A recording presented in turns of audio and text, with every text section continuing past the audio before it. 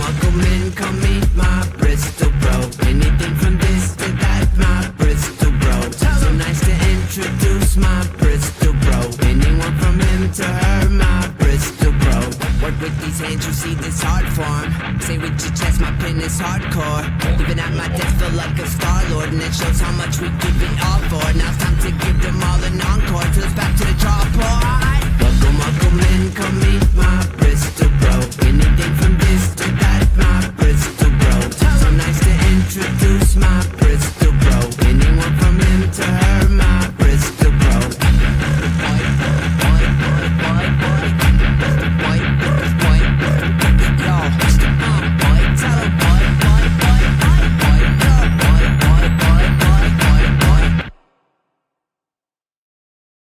Welcome in all. That last part of the song is Sam's favorite, as we have already established. It's literally so annoying. It's such your favorite. How you doing, Sam? I'm doing good, man. I just been busy. Wrapped up the Kickstarter. Already working on the next one, I saw. Yeah. Yep, already started on the next one. Yeah, I finished up the design completely today. So as soon as the money hits my account, it's going straight to the printer, and then I'm going to start fulfilling people's orders. Awesome. Usually, about how long does that money take to show up? Like 2 to 3 weeks typically for them to cash it out. Yeah. Gotcha. And then it's probably like mid-September or so, I should have another book coming out. I'm working on a book with Zoe Dawn and Connor Herbison. All three of us are doing a book together, so that should be out like mid-September. So how many books does that make in the past year? By the end of the year, how much stuff will you have put out now? This year I think I'll have 5 books out before the end of the year. You're not messing around. So we had 6 last year, 5 this year. At least I'm hoping. We'll see, because White Line 3 is going to be like 45 pages. Wow. So yeah, taking it to the extreme. Yeah. Awesome, buddy. Well, let's check the chat real quick, and then we will get our guests on here. We have Sean Riaz TV says, this is going to be awesome. Welcome in. We have the epic, colossal artist, Mr. Yevgeny Sokolov, in here with us. We have another amazing artist, Mr. Victor Medina. We've got our friend Zoe in here. Speak of the devil. We've got Allie says, hello, question mark. I'm also confused. More than normal. Yeah. It's been a rough week. I mean, you look festive. I like the Snoopy shirt, man. You kind of look formal. You got some buttons on there and everything. I do, but I'm wearing my Marine Corps like Army, your fatigues. Well, the short shorts, green running shorts, Yeah. So, yeah. Awesome. We got Alex Navarro in here. Welcome in. All right. Well, I'm going to let you do the introductions here. We have 2 amazing guests with us tonight. Take it away, Sam. Yeah. So first of all, I mean, it's not very often that we have, women creators on our show. So that's first and foremost. These are going to be our first. I believe it is. Yeah. Yeah. And we're knocking it out. We got 2. Yeah. So two for right up. That's awesome. It's super important, I think, to have, those creative voices in comics, especially 100%. Ones that, that are in, our peer groups and kind of running it in the same circles as we are. For sure. Get to expose people to, to their art, their comics and everything. So, without butchering any last names, I'm not even going to do that, because apparently we brought 2 people on just have impossible last names. That's why I said you're going to introduce them. Yeah. So I mean, just a cosmic line. We have Dee and Ro in the house here tonight. All right, let's bring Miss Deanna on. Hey, you guys. Ro, here they are. Welcome in, guys. Hey, everyone. Hi, thanks for having us. Thanks for being here. And Ro Higasi. Higashi. All right. And Deanna, Deanna, that's the one that scared me. Yeah, it's pretty phonetic. It's a long Armenian last name, but Sukiasian. I like it. Thank you. Very cool. Very cool. Welcome in, guys. You got Sean is gassing you up in the chat. Says Ro and Deanna are two of the most amazing people working in comics. That's high praise. Oh, Sean. He's always so sweet. Very cool. Yeah, Sean is one of our creators at Cosmic Lion. So we love working with him. Awesome. Yeah. Well, I'm going to let Samuel lead the conversation, and then I'm going to pepper in some questions of my own here. So, Sam, take it away, man. I guess one of the first things that I wanted to ask you guys is because you do the portfolio reviews and whatnot at the conventions and everything like that. What are some of the things that like you're looking for in particular when you have talent coming to your table? Oh, that's a good question. I don't know if I'm particularly looking for anything. It's mostly just something to do to kind of help the creators and get them to the next level. And I just like to see what everyone's working on. So I don't know if there's anything like that I look for particularly, but it's nice to see what everyone's doing because they may not just cross my path any other way. So that's a great introduction for me to a lot of folks. Go ahead.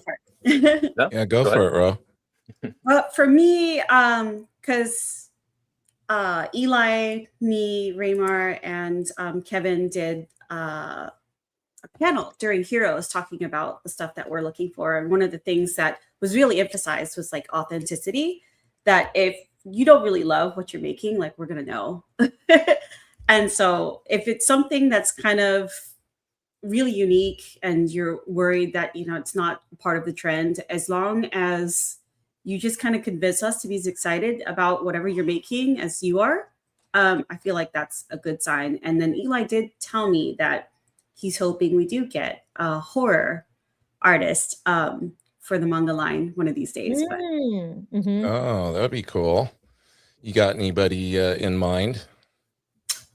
Oh, like someone in particular to do horror for us? Yeah, there's some at least on my Instagram, there's some killers out there in that like the horror and manga genre. Yeah, I usually I guess I don't advertise this enough, but I'm very much cute and horror kind of mixed together.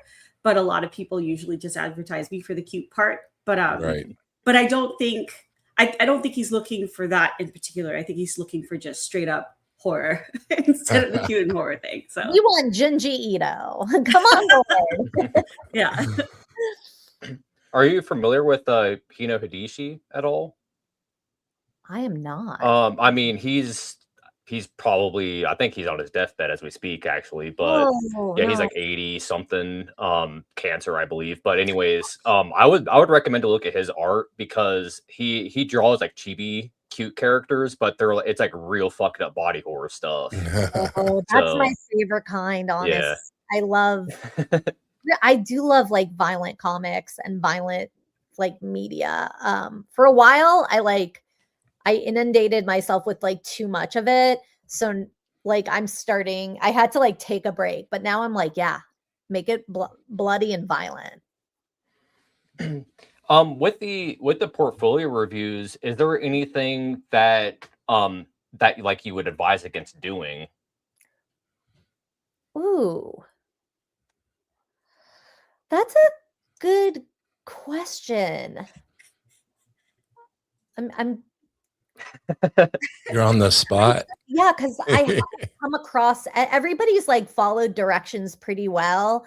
Yeah,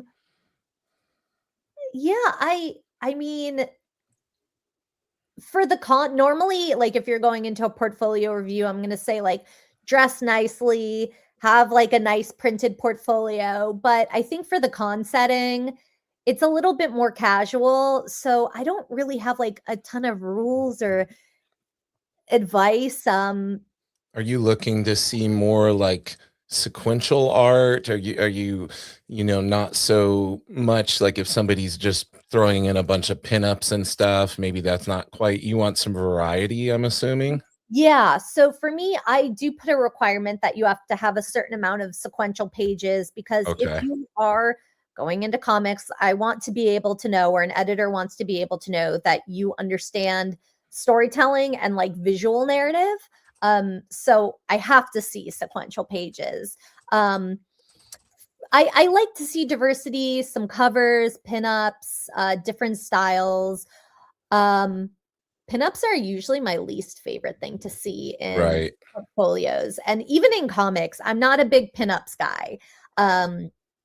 But I think I'd like to see mostly sequential pages from people, but obviously some people work only as cover artists or only as inkers or this or that. So I kind of leave it a little bit more open, but you do have to have, I think it's like at least 4 sequential pages. Okay. You're going to do a portfolio review with me. Yeah. So essentially they need to follow the instructions. You got it all laid out on there.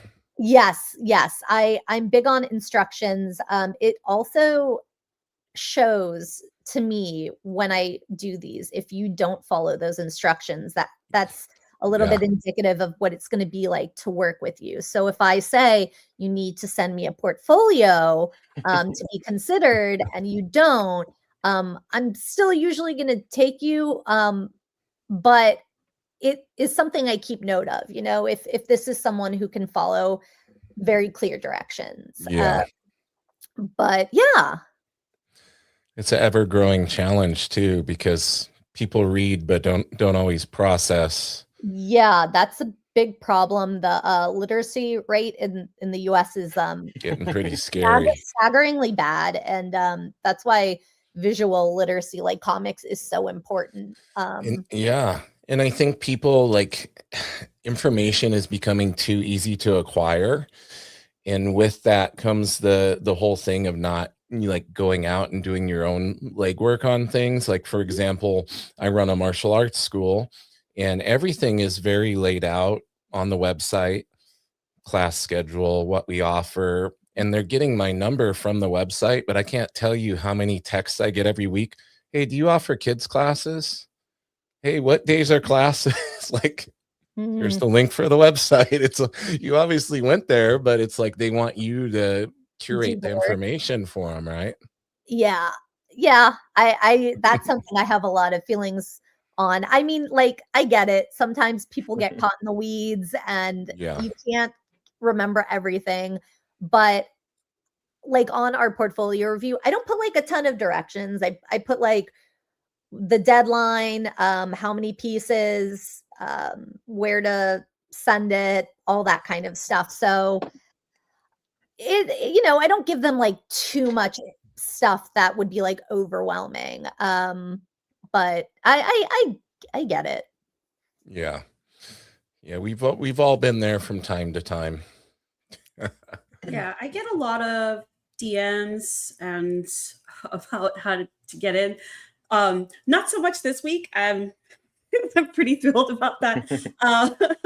And it's not that I don't want to help people do it. It's just there's a lot of people who, again, would rather ask me, how to get in.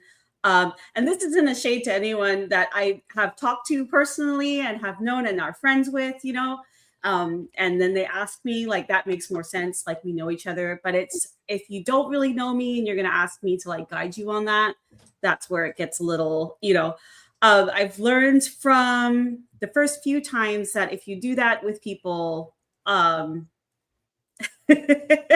sometimes they'll automatically think like, right, you're talking to me, so we're working together now, so like this is what's going to happen. So there's a lot of weird like parasocial stuff that I think I am still learning. But for the most part, like, I think there's a lot of talent, especially in the indie manga community. But what I'm seeing is that you have a lot of people that have the technical skill and they're so creative and their work is just amazing. But I think like without some of the direction, and when we say direction, we're not talking about like Shonen Jump editor where we go and we control the story, we just kind of strong arm you into like making the characters look a certain way. It's nothing like that. It's just more of readability. So even if you're an amazing artist, if like your, chapter and there's not, the beats kind of don't read very well, I think that's kind of more concerning for me, rather than just a technical skill. While I've been doing a lot of stuff on the CL manga side and trying to make sure that all of our mangaka are set up for success, I've also been kind of studying on my own to make sure that I'm not kind of left behind, because everyone is so coded compared to me. Like that's usually the standard, is you have to be at my level or better. And one of the things that I learned is that 9 out of 10 times art direction will win out over technical skill. So even though like your pages are beautiful, your characters are drawn just, perfectly, if I don't know what the heck is going on, it's going to be kind of a lackluster experience, and it will make me feel like kind of a waste. I think there's something that they say in Japanese, like they go mottainai, and that means like, oh, this could have been something. Like it was set up to be something really great, but then it turns out to be like kind of trash. And so I often come across that, like this would have been mottainai. And then, but if they're willing to like work with Deanna and stuff like that to just kind of help make sure that their readability and that their message is coming across, correctly, then it won't be a waste. But so it has to be, you have to wrap the right amount of self-awareness, and I think humility also go hand in hand with like your technical skill and how good you are. Yeah. We got the boss man in the chat, Mr. Eli Schwab. He says, Ro is killing it. Oh, what's up, Eli? He's so nice. I'm doing my best. I'm just trying to live up to, whatever Eli's doing. So to bounce off of that, I know I can say is like, I know James too, especially like we have people coming at us, and I can only imagine the amount of people that come at you guys being like, I want to make comics and I want to do this, and you never hear from those people ever again or see from them ever again. Yeah. So like, go do the work and then show up and show people that you put the work in, and like actually follow through on your word, because if you don't, that's just going to be bad news for you on the back end, for everything. Yeah. So definitely. And then I had a quick question for Ro, I guess, just in terms of your comics and everything like that. Because I was going through the PDFs that you sent me, and I noticed like a big jump like in like in your art ability. So I was just kind of curious, just like, what kind of like unlocking your brain to where it's like you leveled up so much just over time. So volume 2 is just kind of and I was told that Jamie Jones told me the same thing. It was just like, wow, like volume 2 is just like a different comic and everything. And part of me just really wants to go and redo all of volume 1, but I think, maybe that's part of the reader's experience, is they get to see that change along with me.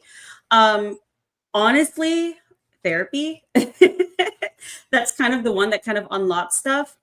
Traditionally, I did draw more like volume 2, but I think when you do digital, you kind of get too concerned about like down to the very pixel, about like stuff looking clean and perfect. And I think that kind of holds you back from being, letting that grit go through. Because when you do stuff traditionally, that grit's going to be there, whether you want it to be there or not. You have no choice. Like it's a little bit more like skydiving for me anyway. Like you go, like when you skydive, I've never been skydiving, I'm just imagining. When you go skydiving, you just be like, well, I don't know how this is going to go, but I kind of have to deal with it, right? And I have to be okay with it because it's only the one time. And I think that's like what inking is, right? You don't know how this line is going to go, but you're just going to have to deal with it. And I've always been chasing that digitally. But I think, I think therapy for me was one of the things that kind of unlocked or kind of gave me the permission to do that a little bit more. My therapist has always said that I hold way too much anger. And, over time, I don't know if they did this on purpose, that they were just kind of like, what if you use that anger? And they kind of did it for like years before I was like, why do you keep asking me that? And then once, I started to kind of, let it flow, I think we're just like, okay, now we're headed in the right direction. And I think that's what comics are for me. They're just kind of a way to say the thing, especially in today's society where, you know, you could say a neutral statement online and then it will still ruffle some feathers somewhere, you know. But with comics, like, you can just say what you need to say, and it just kind of gives this distance, you know, of, okay, I said the thing, you get to read it. I don't need to deal with the consequences of what you think of after you read it, is the hope anyway, right? And so if you see it as kind of like its own language, I just feel like it is not a luxury. It is something that we need to keep on going, just like, you know, other languages in the world. I think it's probably closest to, do you guys know what the universal grammar thing is? Have you guys seen the movie Arrival? Yeah. Right? And you know how they bring in the linguist, sorry for people who haven't seen it yet, but like they bring in the linguist, and then they, like, the more that the linguist kind of learns about this alien language, the more they kind of, their mind and understanding of the world transcends times and space, right? Right. And so to me, I feel like comics, just like any other, you know, art form that's communicative, like music and everything, is probably the closest thing that we can get to for universal grammar right now. And for me, that's like, all right, let's unlock the universe. Yeah, one there you page go. at a time. Well said. Do you feel that what the therapist unlocked in you when they said to use your anger was more just not so much about the anger, but just you were putting restrictions on yourself without realizing it? For sure. Yeah. I think too, Maybe being a little too careful with your work or something. yeah, I without definitely realizing. grew up in an environment where, you know, I guess women and girls were more of things, and we had to like act in a certain way. And yeah, I'm gonna throw my dad under the bus right now, but he would say stuff like, "You're a doctor, so girls should be obedient," you know, and he would Right. just say those words to me all the time, like I was a pet, you know. And we always had to kind of stay in a box. And when you're in comics, like, you can't do that. You can't stay in your box. Like, that's going to be a really boring comic if you do that. And so it was kind of half and half. Like, I think they were trying to get me to get to a certain space where I wasn't holding all of that. But at the same time, I think because they have kind of an artistic / musical background themselves, they were just like, no, you could be used. This is kind of a waste if you don't use that. So yeah, I was really lucky that I had someone like that. So that's so cool. You got all sorts of cool stuff behind you. I wanna ask you about some of these goodies over your is it over your other shoulder? So if you turn the other way. I'm here for the Furby. Yeah. So what do we got? I see some Smurfs. Let's see. I see some Smurfs on the shelf. I see the buffed up Furby.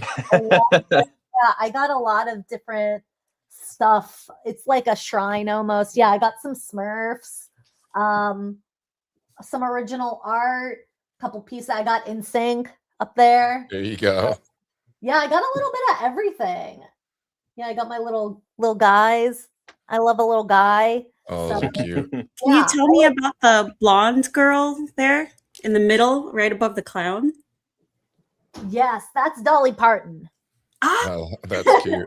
This is I want to say her name is Savannah Alexandra. I actually have a few of her pieces up. I don't know if you can see those. Oh, yeah. She's really a fabulous artist. So I have a bunch of her stuff up. Is that She-Ra over there? Yes, this is by Shadia Amin, one of my good friends. She gave me this when she was getting rid of a bunch of stuff, and I love He-Man and She-Ra, so that just lives on my wall permanently. That's awesome. Yeah, I love stuff and things. I'm a consumer and a hoarder. You a fellow maximalist? Absolutely. Absolutely. Whenever someone's like, I'm a minimalist, I'm like, you don't have to be. No. My wife and I are currently in the process of trying to, pare things down and make more room for ourselves in here. And it's just so you can get more stuff. That's exactly. Make room for right more there with stuff. you. Yeah. I had first met you, Dee, in Pittsburgh last year at EddiePeteCon. Yeah. And I was kind of curious, like what your connection was with the kayfabe guys. Oh, so when I first graduated school, I had met Ed at, I want to say Heroes, while I was working for the university. And we kind of hit it off right away and became like fast friends. And he was a really big supporter of my work and me being both like a cartoonist and an editor. Um, and so, yeah, that's my connection. He was hugely supportive of me being able to do this work and be successful. Yeah, and then I became friends with Jim, or friendly with Jim. Oh gosh, a couple of years ago, and we love seeing him, working with him. Those guys were the best.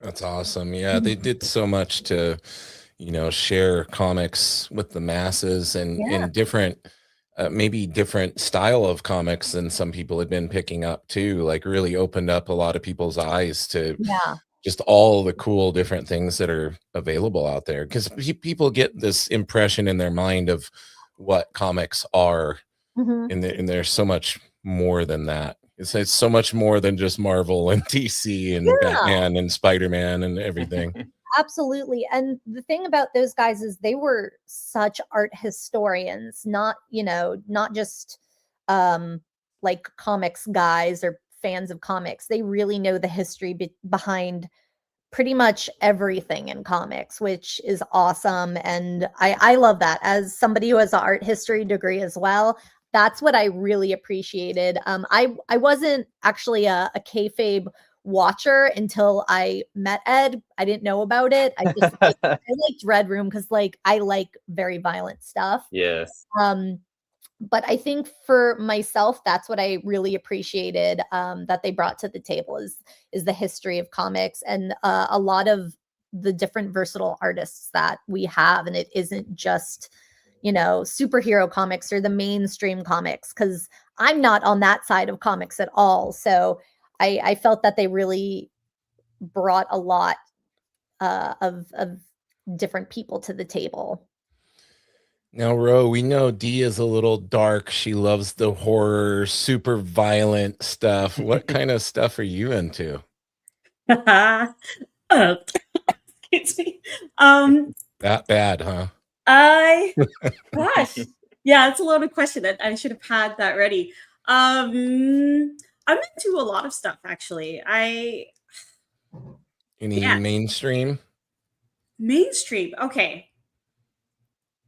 Well, recently I've been watching a lot of kind of psychological thrillers. A lot of Asian dramas that kind of do like psychological thriller stuff. I think last week there was one day where I was just kind of having a pain flare up, and I just sat down all day and I binged the whole like Man on Fire. I really love.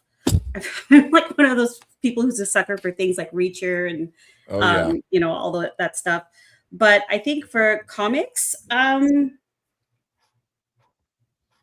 really like. And I say this as kind of a warning because I don't want to make anyone super depressed, but I really like this comic manga. It's called To Your Eternity. It's the same creator that did I think in English they call it A Silent Voice. And that I think Kyoto Animation made like a movie of the whole comic, and both versions, the Kyoto Animation and the comic of Silent Voice, is really great. Like they kind of end differently, but both endings are great, which you don't often see. Usually you see, I like this one better or whatever, but that one, I didn't say that. But they did create like a series that was kind of felt like an eternity, I'll be honest, the To Your Eternity series. And that is complete. So if you're wanting to watch that, a lot of people were kind of sad with the ending, but like it was kind of bittersweet for them. But I just thought that it was done so well. Like it wasn't like a cop-out ending. I don't know if you guys are familiar with like the Chainsaw Man, but that ended recently, and everybody was saying like, wow, the ending was like the friends we made along the way. Yeah, and I'm not sure if that was it. but I also think too, and this is gonna sound like kind of normie because it's gotten a level of popularity, but I really admire what they did with Attack on Titan in terms of the story. Yeah, the guy couldn't draw hands or faces, but he had one hell of a story that kind of sticks with you for the rest of your life. And I guess I really like stuff that Studio Trigger does. So things like Dungeon Missy, like I wouldn't have been interested in stuff like that, but because I knew Studio Trigger was working on it, like I just had to check it out. I really like that they are combining a lot of like American and Japanese like animation techniques, and I haven't really seen anyone do it the way that they're doing it right now. So very I'm cool. really excited. Very cool. Sounds like you draw inspiration from everywhere: TV, movies, manga, anime. Yeah. So I went to manga school in Japan for a semester, and then at the same time, a lot of the creatures and monsters that show up in my comic are from like Filipino folklore that I've grown up with. My family grew up a lot. I was in one of those families where the TV was on all the time, but it was usually like Tagalog TV only, and then bootleg, really inappropriate movies that my dad used to watch all the time in front of the kids. That he, just kind of recorded from his friends while he was in the military. And those were also from the Philippines, but they had a lot of horror movies, so I learned a lot about, I guess, the different kinds of aswang, which is the name for cryptids over there, just through the movies alone. And so that I remember just being terrified of that stuff. But then as I got older, I just felt like, I don't see this anywhere else. And then so it was just something that has always stayed with me. Yeah. It sounds like you got a variety. You guys experience a lot of variety. No, and with you, go ahead, Sam. I was just kind of curious because we were just kind of touching on Rose's background a little bit. Do you ever find yourself kind of sneaking like Armenian culture and things like that into your comics? Yes, actually, the first thing that I published was a comic about my great-grandmother surviving the Armenian genocide. Oh, wow. I have like, I personally like a lot of or doing kind of memoir-esque style comics. So I like to talk about my family and my life, but I think in some of my other work, there's probably not a ton of Armenian stuff I draw from. I'm kind of that third culture where I'm very American, but I'm also very Armenian, but I live in the US. Right. So I would say it's a split. It depends on what I'm working on, I think. Now, Dee, while I have you on here, take us into the mind of what it's like to be an editor. And, for maybe people who aren't familiar with that role in the tasks that come along with it, what does your job entail on a day-to-day? Oh, wow. Where to even start? Is it, let me ask you this, is it like herding cats sometimes? It definitely can be. Again, depends on who you're working with. Some folks are very communicative and really like are following the rules and the deadlines and very not studious, but they're very prompt and on top of it. And some folks are just, you gotta be hounding them constantly. So it's a mix. That's just kind of how life is. But for me, my job is mostly kind of like the point person at the publisher. I'm kind of in charge of like all the art direction, script, all of the stuff that needs to happen to make the book into a book. So all of the script, the artwork, then like the design elements, all of that. Day to day, just kind of handling it and making sure everybody's kind of where they're supposed to be. Yeah, it changes depending on the day, really. Right. Yeah. Is there anything like in particular as an editor that you constantly see come up in people's books that you're just like, don't do this. Ooh, that's a good one. Tangents. That's always the number one thing. I do it all the time too. Like, it's kind of unavoidable, but I think something I notice the most is bad lettering.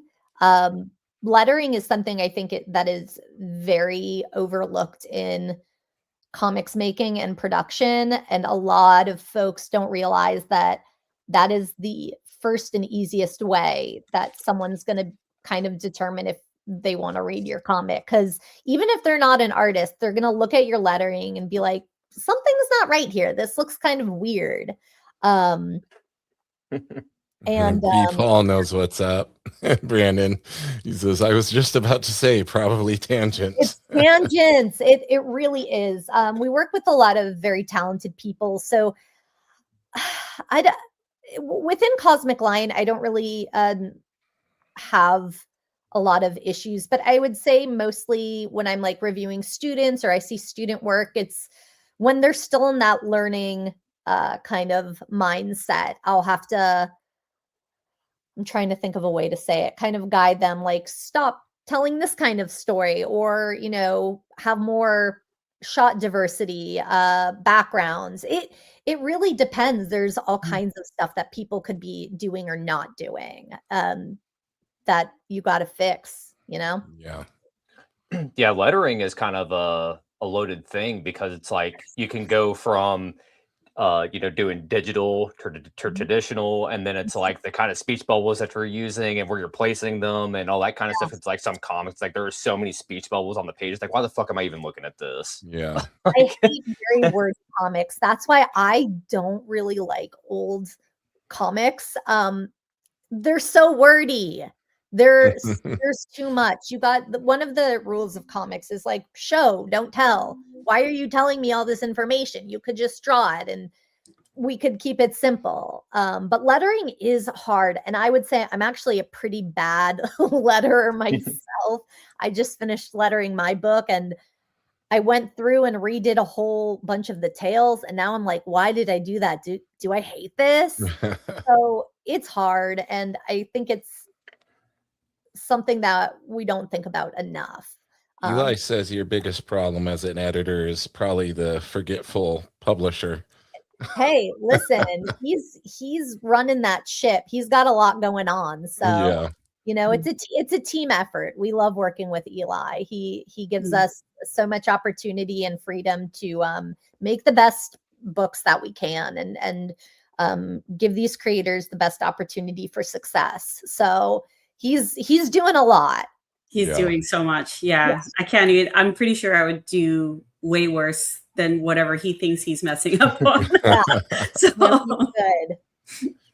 Ro, Dee mentioned the tangents. So what are some things that you see in people's work that, are a commonality or that type of thing that you're consistently having to point out that people need to maybe work on or improve, just in general?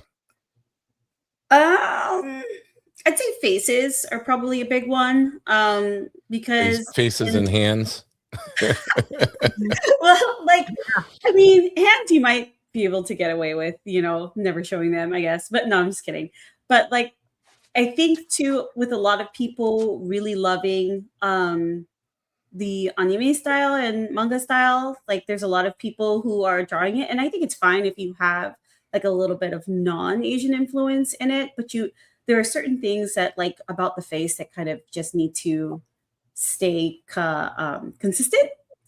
And I feel like there's a lot of people who are so amazing at anatomy, but then they lack something in the face, or they're really great in the face, but it's only at this one angle.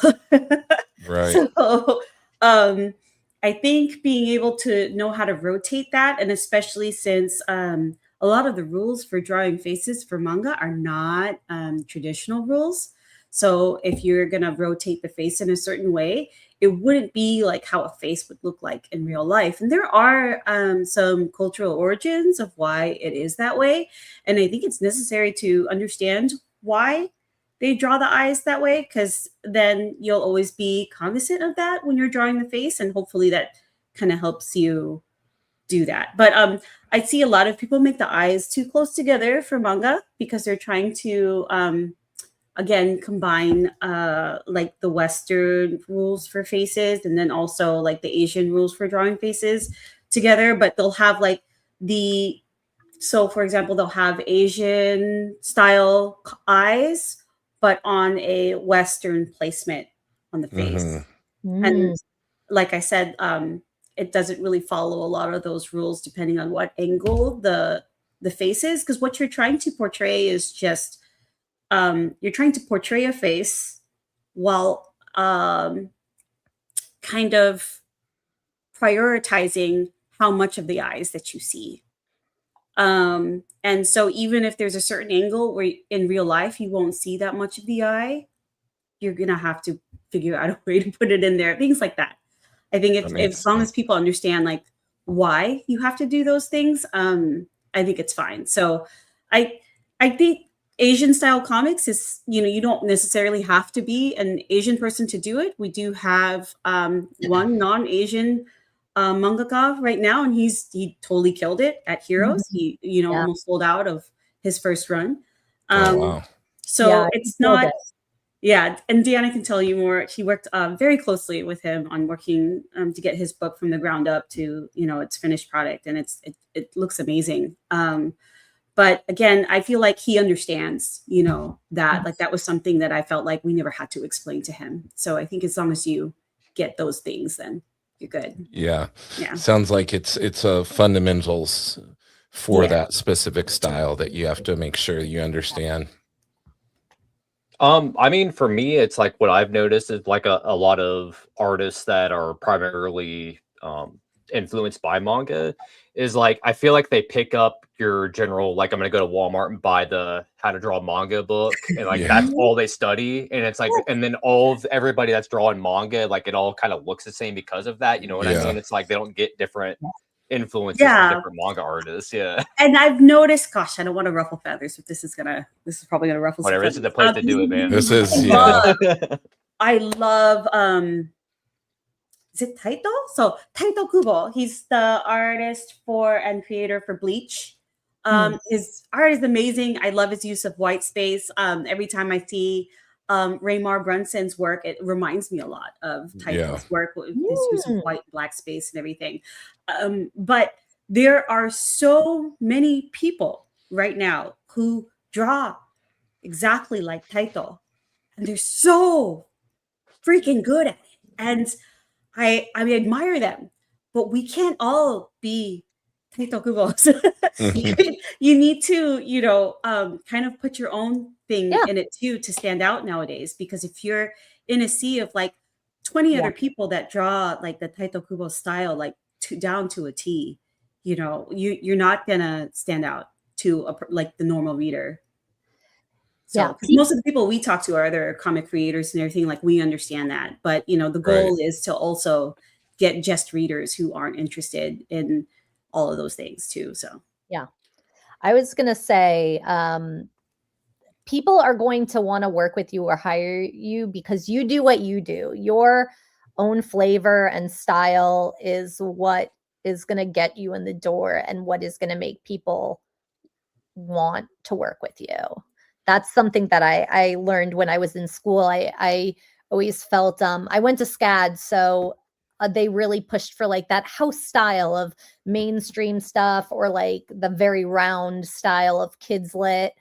And I was always like, I don't draw like that. I'm an indie cartoonist.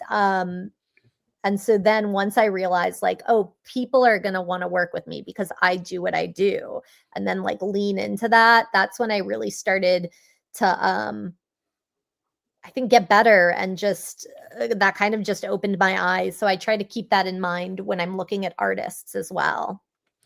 You mentioned SCAD. Do you know Clara Meath? She went to SCAD as well, but I'm not sure when. I don't think so. I feel bad saying no, but that department is so huge, and I was there from 2017 to 2022. Okay. So we may have overlaps, maybe. Right. Yeah. Yeah, her work's amazing. She does she has a very unique style, and she did a perspective drawing book that she released not too long ago that like Awesome. actually made the subject palatable and easy to understand and not so daunting for people. Yeah. So I'm trash at perspective. That is something that has taken me so long to like get halfway decent at. right.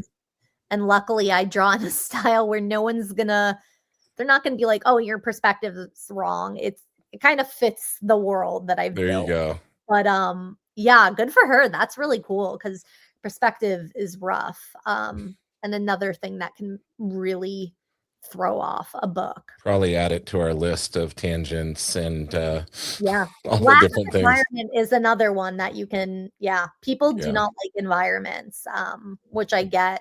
It takes so much extra work. Everyone loves to draw characters, but no one wants to draw environments. Nope.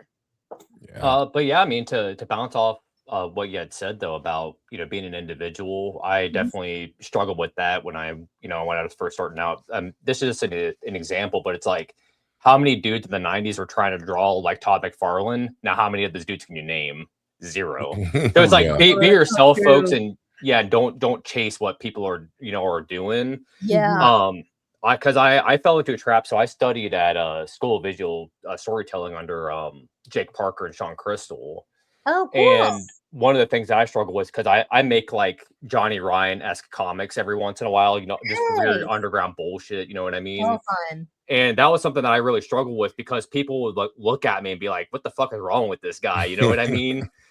Like you get it, right? So it's like, it's just one of those things. And Sean, he straight up was like, you want to be in that box because it's like not many people are willing to be in that box. And if you're willing to put yourself in there, like fucking go for it. And ever since I've been in that lane, I've been successful. So yeah. Once you come to terms with that kind of stuff or like open your mind to it, it's kind of a game changer. So I relate to that a lot. Is there anything because I know Cosmic Lion is kind of like all over the place, like the subject matter and everything like that you guys publish. Is there anything that's like kind of like a red line for you guys that it's like this is too much? Like obviously like racy things like that, like fuck that, don't publish that shit. But you know what I mean though, like Johnny Ryan-esque comics.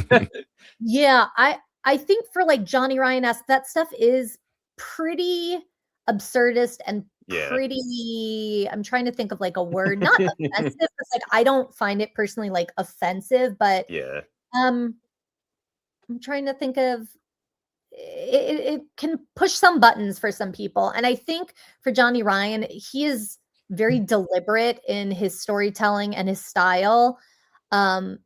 He handles those things very well. I think the problem is people want to be inflammatory for the sake of it, but they are not strong enough writers or strong enough artists. And that was Ro and I and the team had an IP that had some taboo topics that I don't think were necessarily like against publishing, but I think that the writer was not strong enough to pull it off. I think that's what it is. I think like obviously like hateful, racist, bigoted stuff is a hard line for pretty much everybody. But I think in comics, there is room for a lot of very heavy topics. And I think either you pull it off or you don't. So that's kind of where it stands with us. I don't know, Ro, if you have any additional thoughts. I think I had the same exact thoughts. We do have a new comic artist, the one for Punchy Panda.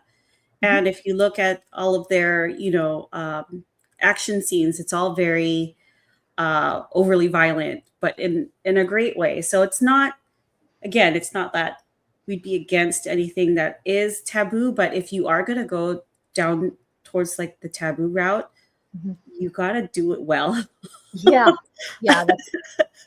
So that nobody misunderstands what you're trying to do.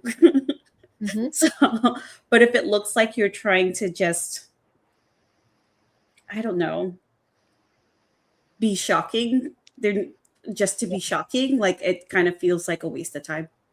Yeah, 100%. So if Tim Vigil were to call you guys up and be like, I want to make a Faust comic for Cosmic Lion, like would you let that happen, or is Faust a step too far? I am not too familiar with Faust. I'll be honest. Again, that may not be exactly in my wheelhouse, but I don't know. Ro, what do you think? I'm gonna leave that up to Eli. Yeah, okay, show me what you got. You know, Eli's still in the chat. Let us know, Eli. It's just I mean, I'm a fan of Tim Vigil and David Quinn and Faust and all that stuff, and it's like it's just very, very outlaw underground. Are you guys familiar with Sam's comics at all? A little bit. It'll make sense. Yeah, why we got to get some of your. That's a no from me. He says that's a no from me, dog. Well, I guess we only have a certain amount of power as director Right. and editor for what we pick. Eli usually gets final say, so I guess no Faust for us. Sorry, y'all. Sorry, Yeah, people. It's one of those comics like you see it and it's just like, what am I even looking at? It's like I showed it to my girlfriend as like a test, like you'll be able to stay with me if like I have comics like this, and yeah. So it's just She like, still let you move in. Oh, surprisingly, yeah. She gets the pass. Good for her. Wow. That's awesome. With because I have a couple issues of Lion Cosmique. Do you guys have any plans to release any more anthologies in the future? Yeah. We actually have a ton of anthologies that we have going on outside of Lion Cosmique, but I think we have 1 and 2 for Lion Cosmique out. I think they're working on number 3 right now. So I don't do Lion Cosmique. That is our editor Anton Blake who handles that. But we love anthologies. We have one that we're kickstarting with Doug Latino and Dean Haspiel, which is like Life in New York. I don't know if you guys have seen. I saw the Kickstarter for it. Yeah, and I read it. It's incredible. I mean, the catalog of artists they have on that book is phenomenal. I think Moby's in it, which is really funny. And his comic was like shockingly good. But we have that. We just released another one by Tony Wolf called Ro, is it Times Like These? Which is a protest anthology. Yeah, it's a anti-Trump book. Yeah, so we love it. We love an anthology. I personally love an anthology. That's how I cut my puppy teeth, as they call it. And I hope we can do more.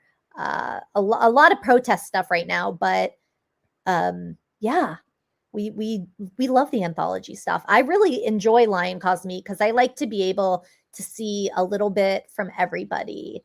And it it's that magazine kind of style. So if you like something, hopefully it'll be in the next one, or you have to wait. And it's a little old school, which I like. It's that heavy metal kind of style without being heavy metal. Mm-hmm. Yeah, it's exactly what it reminded me of, was heavy metal. Mm-hmm. Yeah.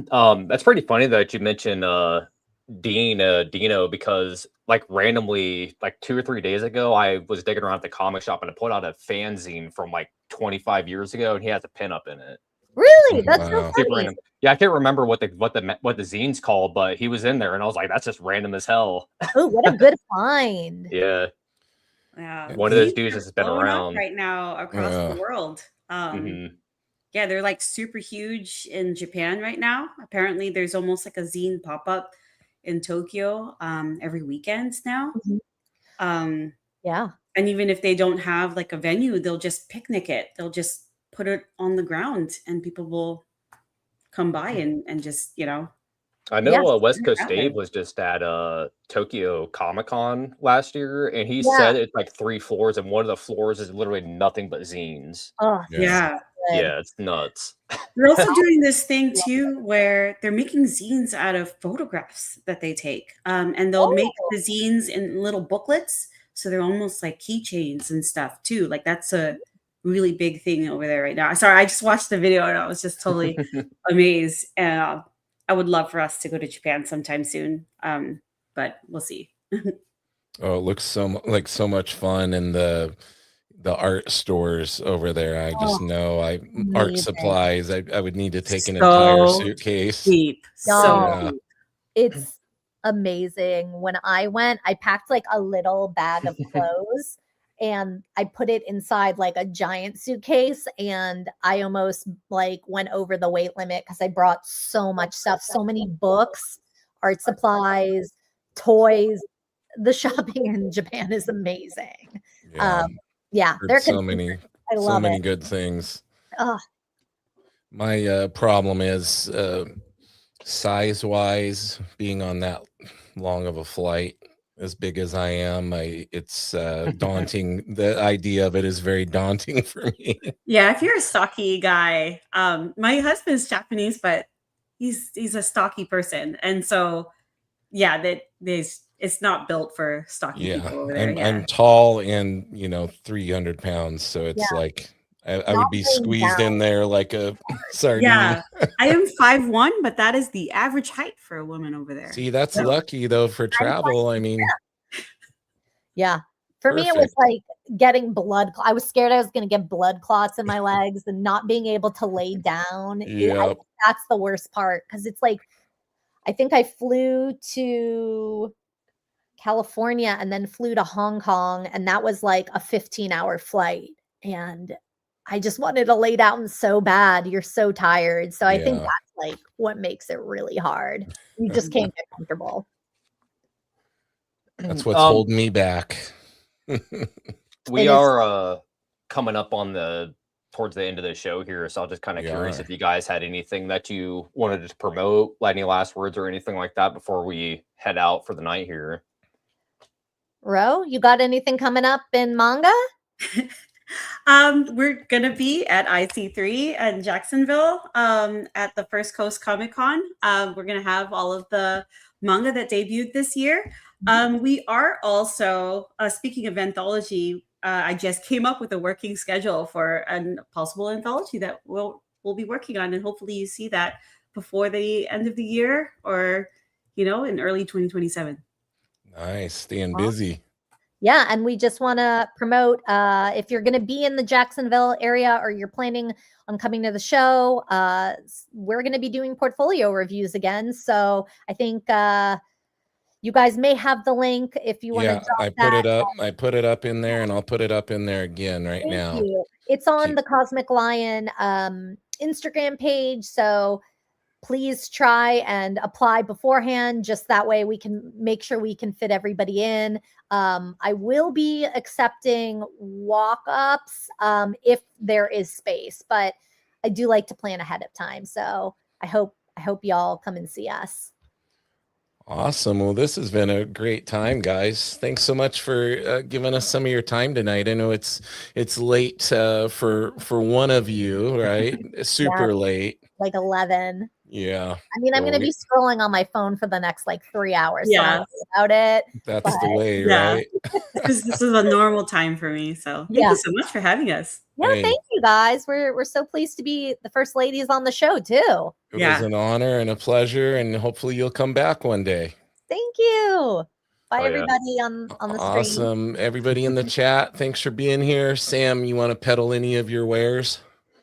Yeah, I mean, White Line Deadline 2 just wrapped up on Kickstarter last week. Probably the next week or so, I should have the money in my account. That's going off to the printer, and then once I have that back, obviously that'll be available up on my website to have. And then, like I said, probably sometime like mid-September to end of September, I'll have another book out with Zoe Ladon and Connor Herbison. We're working on a book together, and then I'll be at IC3 in Rhode Island in mid-September. So I mean, that's pretty much everything that I have for right now. Awesome, man. Everybody's staying busy. Thank you guys again so much for being here. Thank you. Hope you guys have a wonderful night. Everybody in the chat, thanks. Bye, Tune chat. in next Tuesday. Later.